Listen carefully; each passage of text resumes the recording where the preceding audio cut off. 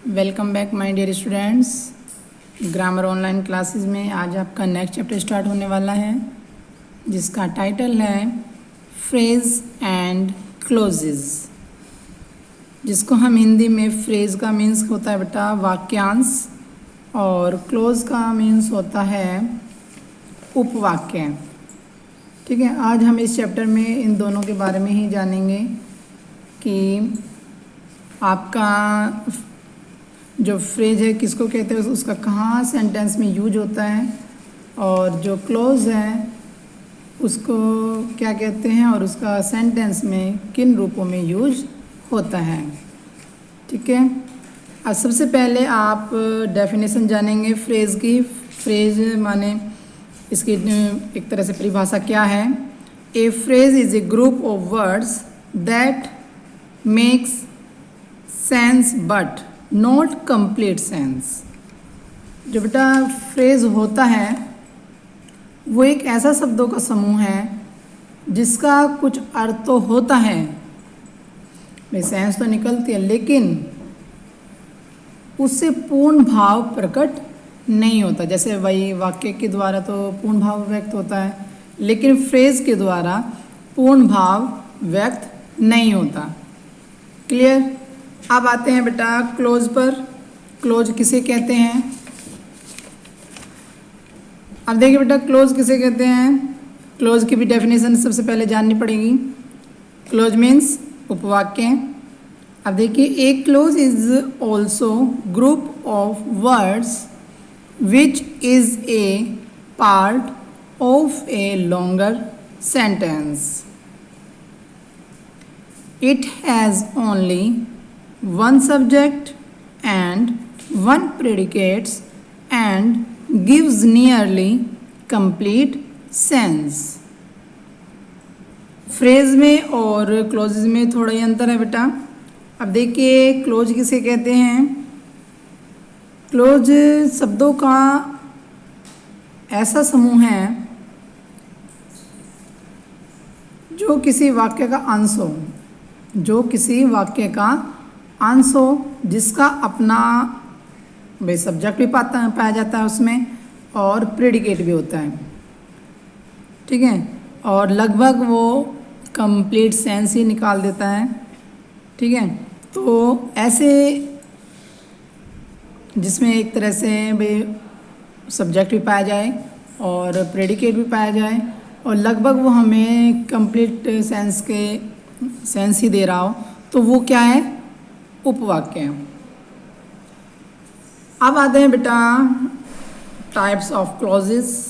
Clauses कितने प्रकार के होते हैं? ठीक है, अब सबसे पहले देखिए there are following main types of clauses. सबसे पहला है इंडिपेंडेंट, मेन या फिर प्रिंसिपल क्लॉज। ठीक है बेटा, अब इंडिपेंडेंट क्लोज कौन सा है? That have a finite verb and make complete sense. Independent sentence के द्वारा पूर्ण भाव व्यक्त होता है। ठीक है, और ये मुख्य उपवाक्य होता है। इसमें देखिए example, I read a novel, I read a novel by Charles Dickens.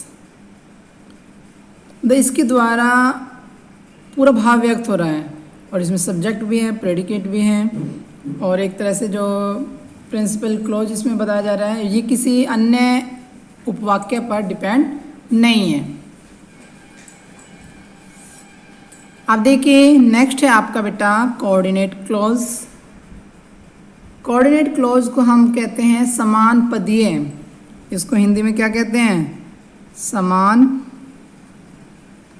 पदीय, समान पदीय उपवाक्य। उपवाक्य क्लियर। इसको हिंदी में समान पदीय उपवाक्य कहते हैं बेटा। और जो इंडिपेंडेंट क्लॉज है ये होता है मेन, मुख्य उपवाक्य, मुख्य उपवाक्य।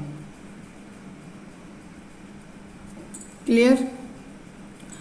अब देखिए कोऑर्डिनेट क्लोज की definition, a clause which is equal in rank to the main or principal clause and may have its independent existence in a sentence is called coordinating clause।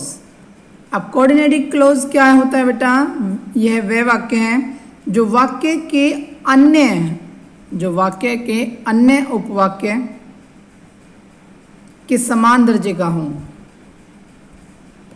और ऐसे उपवाक्य ऐसे होते हैं जैसे कि एंड है, बट है, स्टिल है। इस तरह के वर्ड जो क्लोज यूज किए जाते हैं वो हो गए आपके कोऑर्डिनेट क्लोज।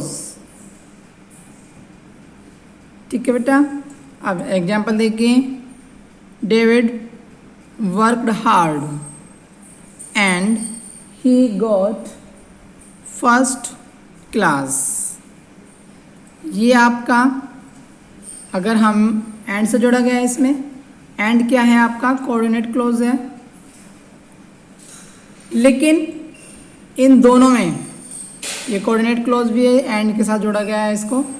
लेकिन अगर हम इन सेंटेंस को अलग अलग भी कर दें तो ये कंप्लीट सेंस दे रहे हैं। डेविड वर्कड हार्ड, इसमें आपका सब्जेक्ट भी है और प्रेडिकेट भी है। ठीक है बेटा। ये प्रिंसिपल क्लोज हो गई, ये कोऑर्डिनेट क्लोज हो गई। क्लियर?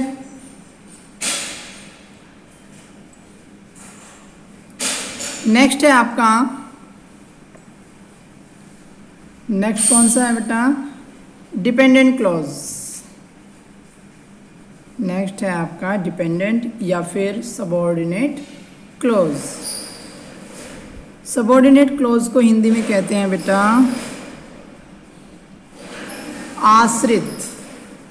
आश्रित उपवाक्य हैं, नाम से ही पता चल रहा है आश्रित, जो मतलब अन्य सेंटेंस पर, अन्य क्लोजेस पर आश्रित होता है, उसे ही हम सबऑर्डिनेट क्लोज कहते हैं।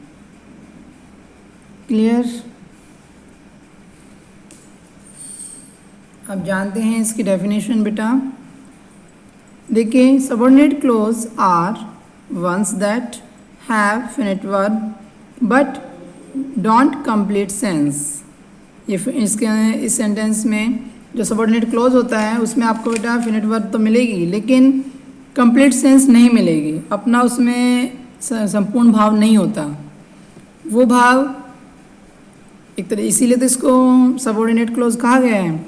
ए dependent clause makes sense only when it is attached. इसके साथ अटैच किया जाता है टू एन इंडिपेंडेंट क्लोज। जब वो किसी डिपेंडेंट क्लोज के साथ अटैच किया जाता है तभी उसका संपूर्ण भाव निकलता है। क्लियर? अब देखिए बेटा एग्जाम्पल के थ्रू समझिए। जैसे कि I read a novel that is written by Charles Dickens. ठीक है, I read a novel that is written by Charles Dickens. मैं एक नॉवेल पढ़ रहा था, मैं एक नॉवेल पढ़ता हूँ जो किसके द्वारा लिखा गया है? Charles Dickens. तो ये आई read a novel independent clause, ये इंडिपेंडेंट क्लोज है, मतलब इसे कि अन्य क्लोजेस की ज़रूरत नहीं है, ये कंप्लीट सेंस दे रहा है। मैं एक नॉवेल पढ़ता हूँ, ठीक है, लेकिन कौन सा पढ़ रहा है? I read a novel that is written by Charles Dickens. यहाँ पर दैट लगा हुआ है, लेकिन यहाँ पर पूरा भाव किसके द्वारा निकल रहा है? जो आपका ये, अगर हम इसमें ये हटा दें, जो आपका इंडिपेंडेंट क्लोज है, इसे हम हटा दें इस सेंटेंस में से, क्या कंप्लीट सेंस निकल रही है? That is written by Charles Dickens. क्या पूरा भाव तो नहीं निकल रहा ना, लेकिन जब हमें डिपेंडेंट क्लॉज को इसके साथ जोड़ेंगे, इंडिपेंडेंट क्लॉज के साथ, तो उस सेंटेंस का पूर्ण भाव निकल जाएगा। Clear? A read a novel that is written by Charles Dickens. भाई ऐसा नॉवेल्स नहीं पढ़ रहा है, वो बताया भी गया है कि वो कौन सा नॉवेल्स पढ़ रहा है, जो किसके द्वारा लिखा गया है, चार्ल्स डिकेंस के द्वारा।